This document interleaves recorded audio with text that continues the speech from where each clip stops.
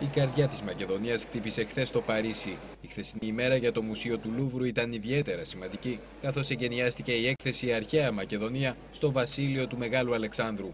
Η έκθεση, που διοργανώνει το Μουσείο του Λούβρου σε συνεργασία με 11 εφορίες αρχαιοτήτων και 6 μουσεία της Βόρειας Ελλάδας, τελεί υπό την αιγίδα όχι μόνο της Γαλλικής Προεδρίας, αλλά και του Προέδρου της Ελληνικής Δημοκρατίας Κάρολου Παπούλια. Ένα μεγάλο έργο των αρχαιολόγων βεβαίως που δούλεψαν, αυτών που βοήθησαν οικονομικά, και αποδίδει, πιστεύω, ένα κλίμα φιλίας και εμπιστοσύνης ανάμεσα στον γαλλικό και ελληνικό λαό. Γι' αυτό και πιστεύω ότι πολλοί θα είναι οι Γάλλοι, οι πολίτες του Παρισιού και από άλλα μέρη της Γαλλίας που θα έρθουν να το δουν το μουσείο αυτό και αυτή την καταπληκτική έκθεση.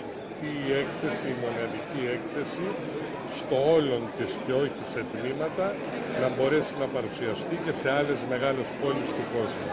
Είναι μια δυνατότητα που δεν πρέπει να αφήσουμε. Ο πρόεδρος του Λούβρου συμφώνησε σε αυτό και πρέπει να κοιτάξουμε με ποιο τρόπο αυτό το μοναδικό βασίλειο της Μακεδονίας, του Μεγάλου Αλεξάνδρου, του Έλληνα Μεγάλου Αλεξάνδρου, θα το πάμε σε ολόκληρο τον κόσμο, να θαυμάσει ο κόσμος αυτά τα εκπληκτικά ευρήματα. Χθες από τις 11 το πρωί οργανώθηκαν 2 τελετές εγγενείων και ειδικές ξεναγήσεις για τους επίσημους προσκεκλημένους. Ανάμεσά τους ο Δήμαρχος Θεσσαλονίκης Γιάννης Μπουτάρης και ο Αντιπεριφερειάρχης Απόστολος Τζιτζικώστας. Στις 11:30 κατέφτασε στο Λούβρο ο Υπουργός Πολιτισμού της Γαλλίας Φρεντερίκ Μιτεράν. Σε δηλώσεις του εξέφρασε τον θαυμασμό του στην ιστορία του Μεγάλου Αλεξάνδρου.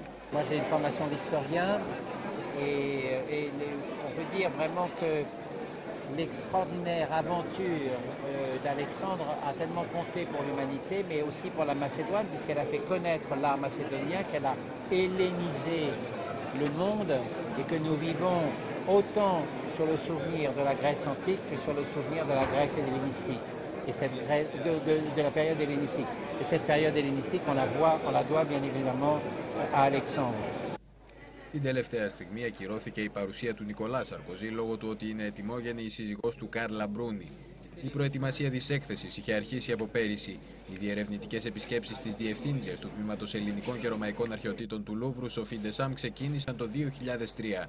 Από το 2007, το Ελληνικό Υπουργείο Πολιτισμού ανέθεσε την επιστημονική επιμέλεια στις αρχαιολόγους Πολυξένη Αδάμ Βελένη, Διευθύντρια του Αρχαιολογικού Μουσείου Θεσσαλονίκης, Μαρία Ακαμάτη και Λίλιανα Χιλαρά, επικεφαλής της 16ης και 17ης εφορίας προϊστορικών και κλασικών αρχαιοτήτων αντίστοιχα.